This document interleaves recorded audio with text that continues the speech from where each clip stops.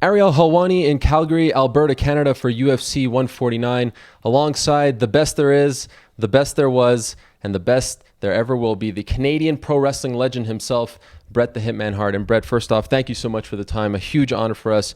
We really appreciate you talking to us. I'm glad to be here.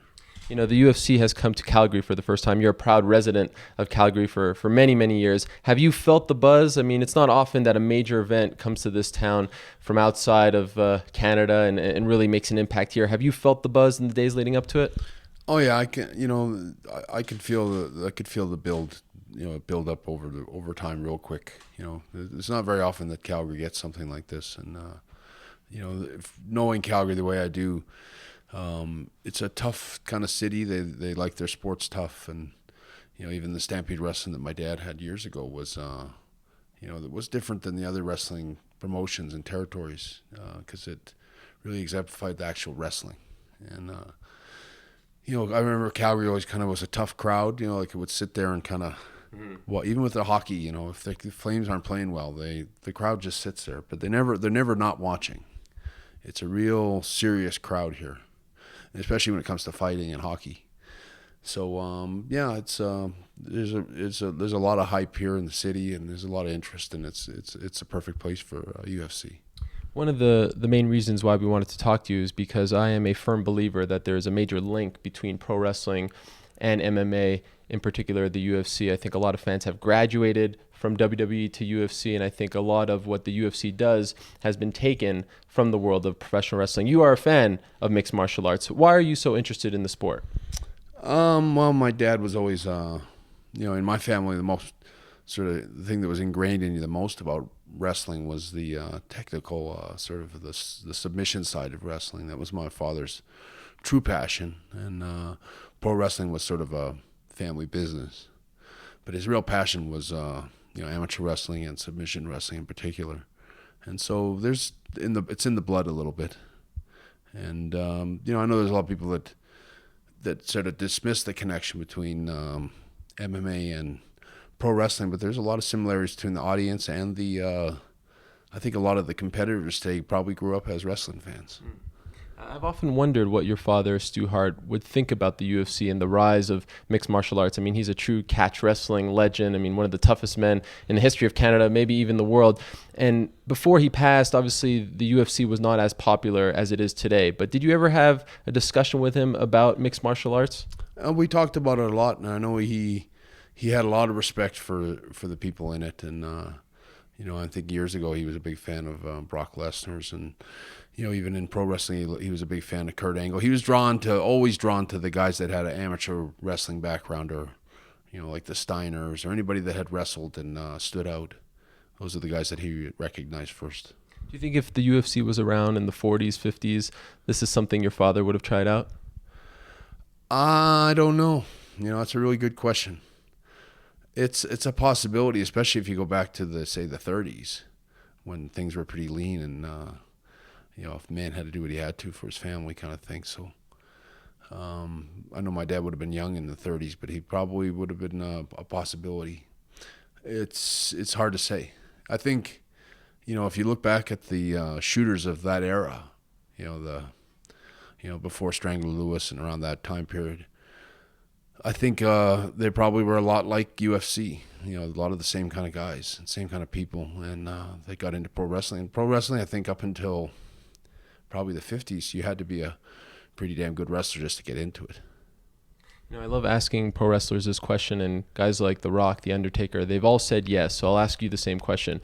If the UFC was as popular back then as it is today, say in the late 70s, the early 80s, would Bret Hart have gone that route, or was pro wrestling always in your blood? I don't think I would have ever been inclined to. Like I found myself escaping pro wrestling, or escaping amateur wrestling, by using pro wrestling as a way out. I think I'd had enough of that life, and the cutting weight and training and wrestling, wasn't what I had my passion for. And I think just the physicalities of UFC, and the potential risks involved and the danger.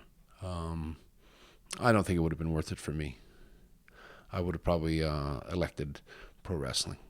You've always been very supportive of mixed martial arts. However, in 2007, you did an interview that got a lot of attention because you said you love the sport. It's somewhat of a guilty pleasure for you, but you equated it to dog fighting, and you said that these guys take a lot of punishment, perhaps a little too much punishment sometimes, and maybe they don't need to put their bodies on the line. That's what pro wrestling is. It's, scripted, but yet you're obviously putting your body on the line to a certain degree. Have your views changed at all about the sport since that interview?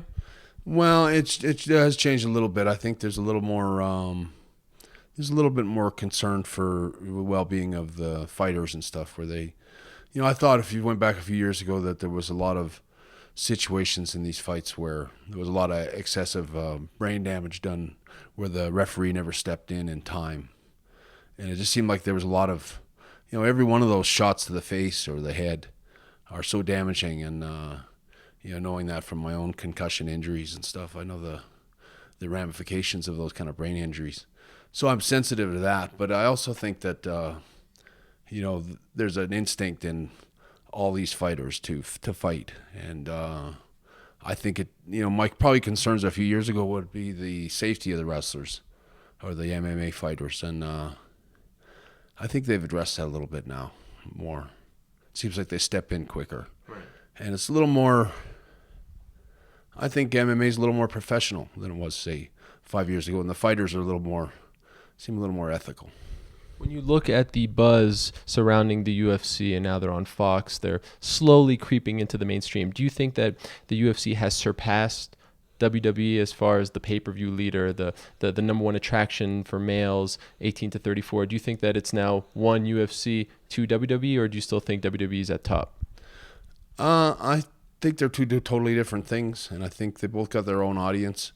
I don't think that they have that much effect on each other. I think there's probably a lot of the people that bridge both gaps. They like a little pro wrestling, and they like a little MMA. They like the realism they get in UFC that they don't get in pro wrestling. And at the same time, there's a lot of people that find the MMA or UFC a little too heavy and too violent for some people. And then you look at pro wrestling and go, this is so much safer. So I think there's they're two different markets, and I think I like the idea that wrestling now is with John Cena and whatnot is much more family oriented, and it's a totally different industry than what the UFC is. Right. Do you think that to a certain degree WWE has evolved because of MMA? You see less characters, less sort of cartoonish characters in pro wrestling now. You see guys like CM Punk, Daniel Bryan, who look like MMA fighters as opposed to maybe the wrestlers from the 80s. Do you think they have taken anything away from that sport? I think they've borrowed where they can. I think that, to be honest, my gripes with wrestling today would be that they're not realistic enough, and they need more guys that are more actual technically wrestlers, like Daniels and just some of these guys that can actually wrestle. I enjoy watching them much more than the showman. So you don't believe that UFC has hurt WWE in any sense, pay-per-viewed? Jim Ross said the same thing on my show recently. You don't think that there is a correlation between their numbers going down and the rise of the UFC? Not so much. I think the UFC just got popular because there's people that really want to see it. But I do think that if you go back a few years ago and you take, for example, the match I had with Steve Austin at WrestleMania 13, I think people that were UFC fight fans probably loved that match as much as they did in a UFC fight, because it gave them that kind of hardcore, realistic kind of fighting that they love. And that isn't so much part of WWF now. They've lost that. Some of that hardcore wrestling fan, serious wrestling fan, they've lost that to the real wrestlers and fighters in UFC. But I mean, that's not that much of the market, really. It is if you go back to the audience a few years ago, but they've modified their business now, and they're aiming more for kids and families, and UFC has trouble aiming at that. So it's open for for both markets. On the flip side, especially someone who's been involved sort of in the back end of promoting pro wrestling and whatnot, is there anything the UFC can learn from WWE? And do you see any similarities now on their end? Because you see the walkouts and the music and the lights. It does in many ways look like a pro wrestling show, right? Yeah, but I think they, it's the what you get from pure sports. That wrestling is always emulating what we pretend to be, what these guys are for real.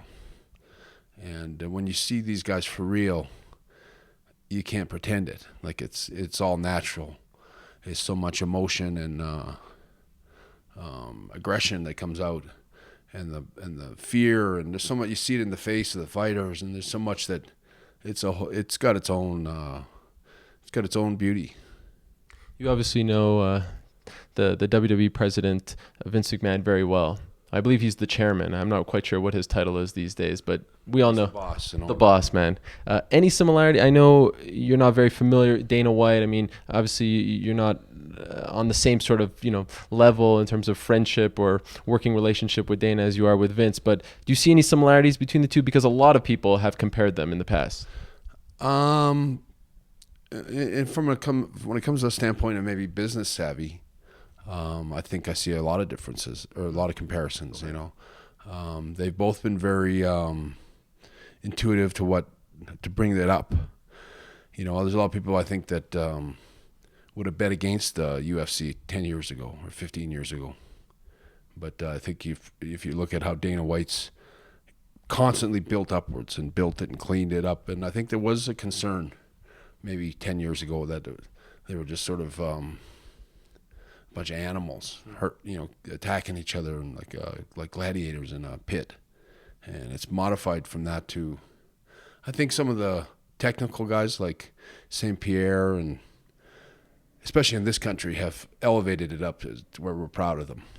I'm curious about Bret Hart the fan. I often, read on Twitter, follow you on Twitter, twitter.com/Bret Hart, where you say, I'm about to, sit in my chair and watch a UFC pay-per-view tonight. And I think fans enjoy that, especially fans that have followed you for many years.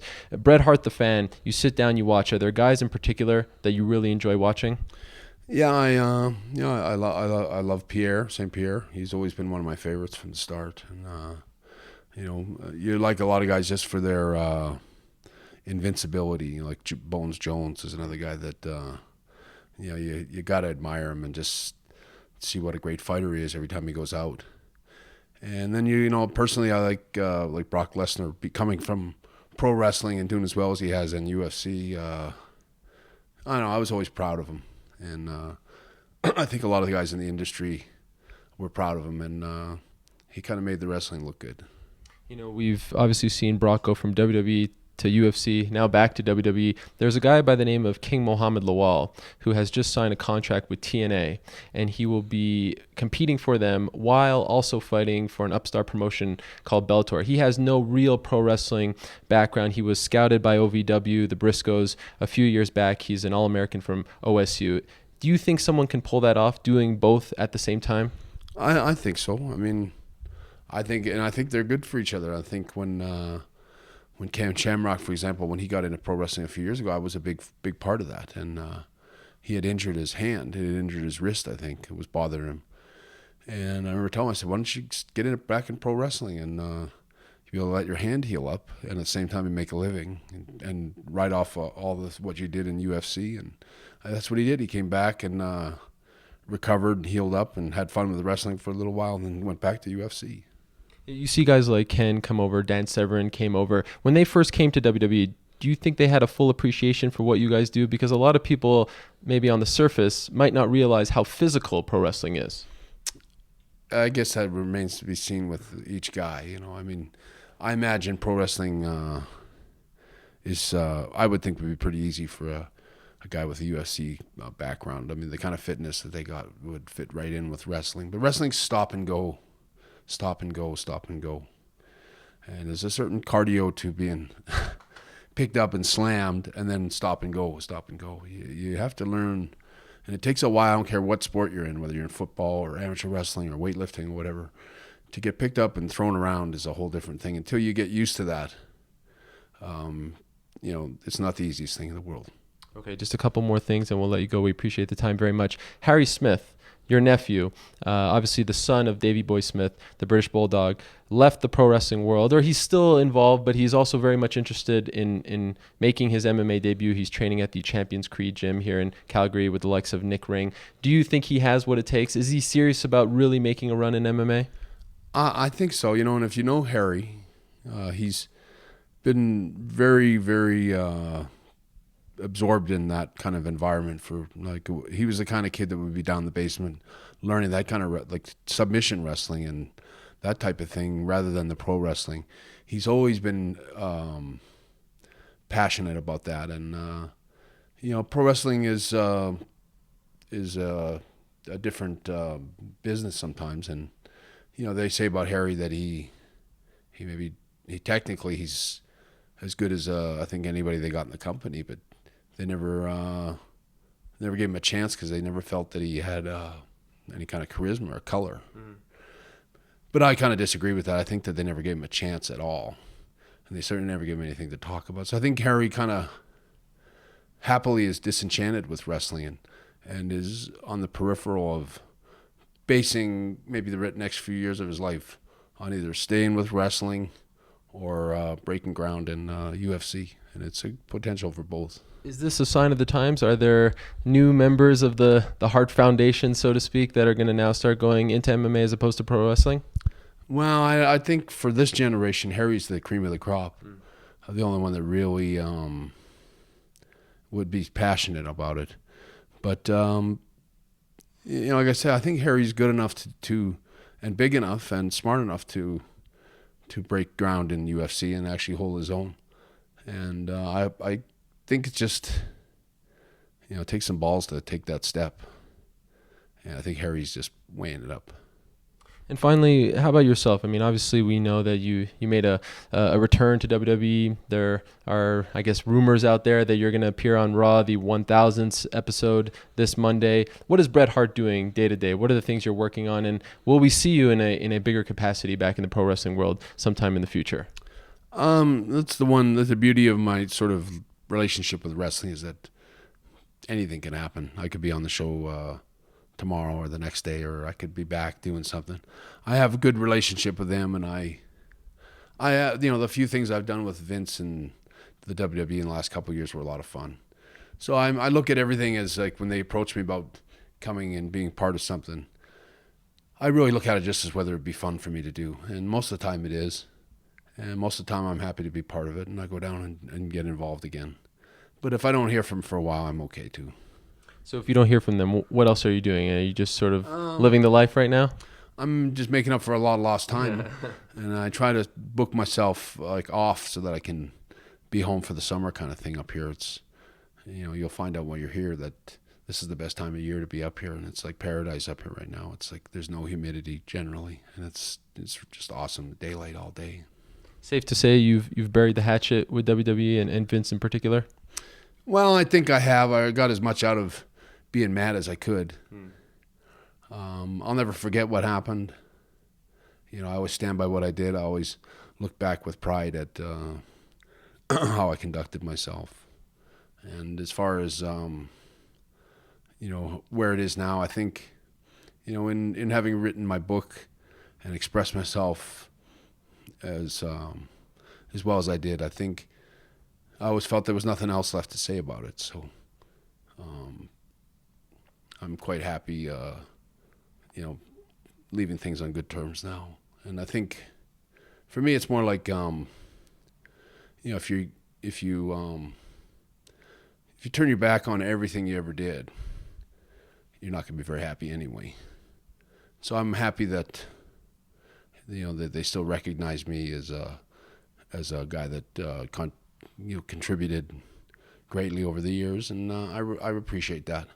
I think my big fear years ago was that I would be forgot for everything I did, and I worked so hard as a pro wrestler that it was very frustrating to be erased. But I think in going back and burying the hatchet with Vince and everything, it's worked out for the better that I'm remembered now. Absolutely. And little known fact, one of my claims to fame, I was in attendance in 1997 at the Molson Center when the infamous screw job happened. And just to let you know, I was very upset. I did not appreciate what they did to you. Well, I'll ask you, did you know when the screw job happened, did you know it was a screw job? I did not know because I was. The building thinking I lost. I left the building thinking you lost. And then I went on the internet, started to read, obviously saw Wrestling with Shadows, which is without a doubt one of the greatest documentaries, just period, of all time. And then I obviously figured it out, but I had no idea. I saw you were very upset, but I just thought that was part of the show. Yeah, I was always pretty realistic in all my matches, but there's a lot of people that that night that also knew that something was fishy or something happened, and I asked people that were there what they really thought was going on. I wasn't one of those fans, if you know what I'm saying. I just sort of took it at face value. Yeah, well, I meet them when I get different fans. They're all ranges. Right. Some were sort of smarter about wrestling than others, and some recognized right away that something fishy was going on. And then some people never saw it coming at all, So when I'm right in the middle of it, I sort of saw it coming, but I made the mistake of trusting the referee. So, but I, in that those few seconds that you have to think about everything, the truth is I'll always be, probably always be remembered for standing up for myself. Are you going to the show on Saturday? I'm not sure. I think so. All right. I'll see if it's something I can fit into my schedule. I think it will only be fitting for the UFC's debut in Calgary that the legend himself, Bret Hart, is in attendance. Thank you so much. Really, this means a lot. The 8-year-old in me is screaming at the top of his lungs right now because this is a huge honor for us. Thank you for everything you've done, and thank you so much for the time here today. Oh, thanks for letting me be interviewed for the UFC.